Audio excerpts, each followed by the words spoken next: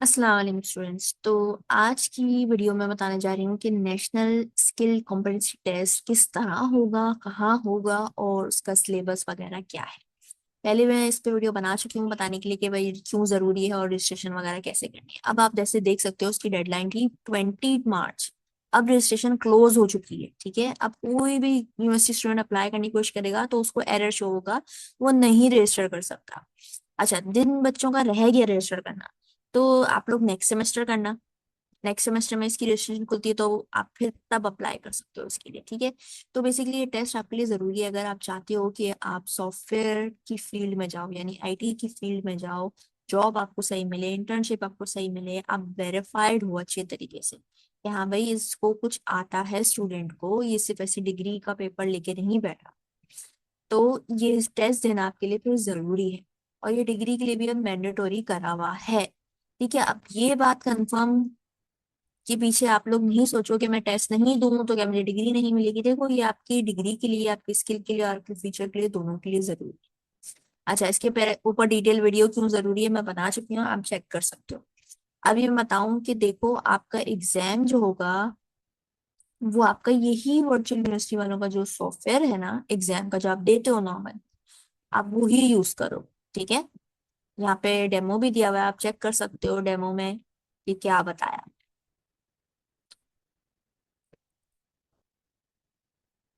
देखो, बस ये एमसीक्यूज का टेस्ट होगा। ठीक है, अच्छा डेमो में आप लोग कहोगे कि भाई इसमें तो ऑब्जेक्टिव भी सब्जेक्टिव भी दिए हुए हैं, तो नहीं, आपका ऑब्जेक्टिव सब्जेक्टिव दोनों का नहीं है।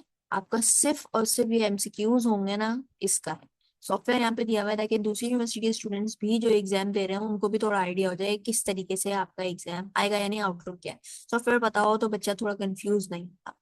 एमसीक्यूज बेस्ड सवाल, एमसीक्यूज आएंगे आपके, सिर्फ और सिर्फ क्वेश्चन आंसर्स नहीं आएंगे। ठीक है, अच्छा सिलेबस आपका यहाँ पे मौजूद है जो उन्होंने दिया हुआ है। सिलेबस में उन्होंने बताया हुआ है कि एरिया कॉम्पिटेंसी क्या होगी और उसके टॉपिक्स कौन कौन से अवेलेबल होंगे। जो बच्चे 7th और 8th सेमेस्टर के हैं वो ये सारे टॉपिक्स ऑलरेडी पढ़ चुके होंगे। अलग अलग कोर्सेज में आप ये सवाल, ये सारे टॉपिक्स अच्छे से स्टडी कर चुके होंगे। तो प्रैक्टिकली आपके पास बेस एक रिवीजन सेट है, वो आपने करना है। बहुत सारे बच्चे कह रहे हैं कि हम तैयारी कहाँ से करें। तो आपने जो कोर्सेज ये पढ़े हैं, CS 401, CS 403, CS 601, ये सारे पुराने पुराने कोर्स पढ़ चुके हो, इसी को आपने रिवीजन करना होगा। टॉपिक्स देख के आपको याद आ रहे होंगे कि आप ये पढ़ चुके हो। उसके अलावा आपके लिए यहाँ पे एमसीक्यूज भी तैयार कर दिए हैं। एमसीक्यूज से पहले मैंने यहाँ पे सिलेबस पूरा मेंशन करा है और ये भी मेंशन करा है कि भाई इनकी छोटी छोटी डेफिनेशन क्या है, जैसे डेटा कम्युनिकेशन क्या है, fundamentals of transmitting data between devices. इन चीजों के बारे में आपने स्टडी करना है। की पॉइंट्स इसमें होंगे कि सिग्नल टाइप्स कौन कौन से हैं, bandwidth, latency, throughput, modulation, encoding techniques. ठीक है, ये सारे टॉपिक्स डेटा कम्युनिकेशन के अंदर आपको आने चाहिए, तो आप ये एग्जाम का ये पोर्शन कर पाओगे। उसी तरह सारे सेक्शन बाय सेक्शन के यहाँ पे पूरा खोल के लिख दिया है। ठीक है, क्योंकि यहाँ एरियर कंपटीशन में सिर्फ नाम लिख के दे दिया है तो बच्चे उसमें भी कंफ्यूज होते हैं कि भाई क्या होगा सिलेबस का पार्ट। ये पूरा डॉक्यूमेंट तैयार हो गया है आपकी प्रिपरेशन के लिए। एग्जाम आपका 4 या 5 तारीख को हो सकता है। ठीक है, 4 तारीख को भी आपका नाम आ सकता है, 5 तारीख को भी आ सकता है। एग्जाम आपका वर्चुअल यूनिवर्सिटी वालों के कैंपस में ही होगा। ठीक है, अब वो कौन सा कैंपस होगा, आपने जो सिटी सेलेक्ट की थी उसी के अंदर कोई कैंपस आएगा, आपको ईमेल जरूर आ जाएगा, तो अपने ईमेल पे आप ध्यान रखो। और वर्चुअल यूनिवर्सिटी के नोटिस बोर्ड भी चेक करते रहो, वहां पे भी अपडेट आ जाती है कि भाई डेट सेलेक्ट हो गई है, सेंटर सेलेक्ट हो गए हैं, आप देखना शुरू कर दो। अच्छा, मैं इस डॉक्यूमेंट को थोड़ा दिखा दूं आपको, फिर मैं लिंक इसकी डिस्क्रिप्शन शेयर कर दूंगी, आप वहां से देख सकते हो। अच्छा, यहाँ पे मैंने एक छोटी सी एग्जाम चीट शीट भी तैयार करी है जिसके अंदर बता दिया है कि भाई आप बेसिक रिवीजन शीट है ये। ठीक है, तो कंप्यूटर नेटवर्क और क्लाउडिंग कंप्यूटर कंप्यूटिंग के बारे में यहाँ पे लिख दिए कि भाई लेयर्स कौन कौन से हैं, फंक्शन क्या क्या है, की प्रोटोकॉल वगैरह क्या है, क्योंकि ये एमसीक्यूज बेस्ड सवाल है।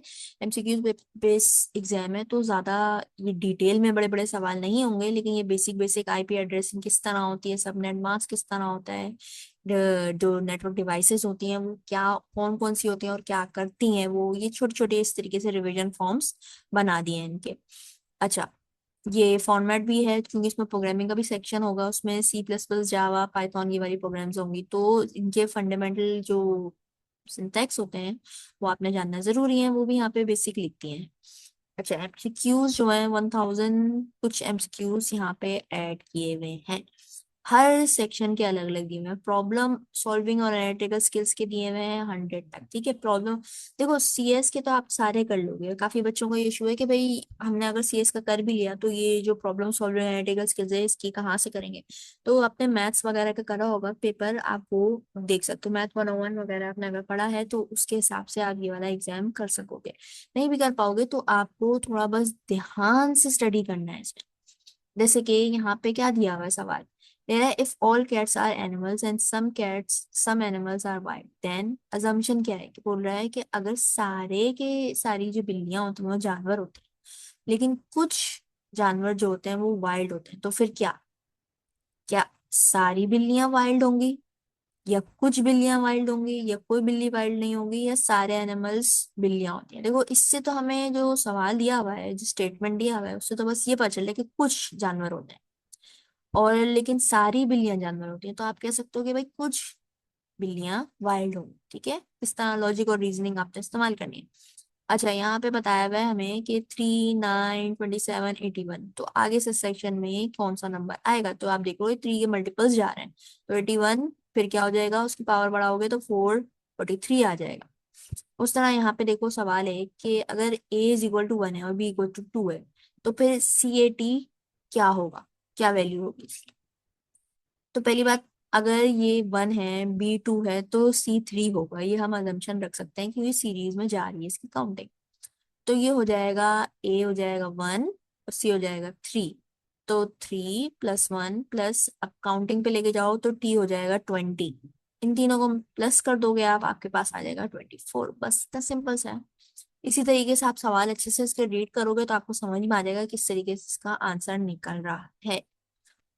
और इस तरह करते हुए सारे सेक्शंस के यहाँ पे तैयार हो गए हैं आपके नोट्स, आप आराम से इससे स्टडी कर सकते हो। आप देखो बहुत सारे, आप ये टेस्ट आ गया तो बहुत सारे लोग स्कैम्स रन कर रहे हैं, कह रहे हैं कि भाई हमारा इंस्टीट्यूट कायम है, हम आपको 100% गारंटी देते हैं। ऐसा कुछ नहीं है, 100% गारंटी नहीं दे सकते कि आप टेस्ट में पास होगे।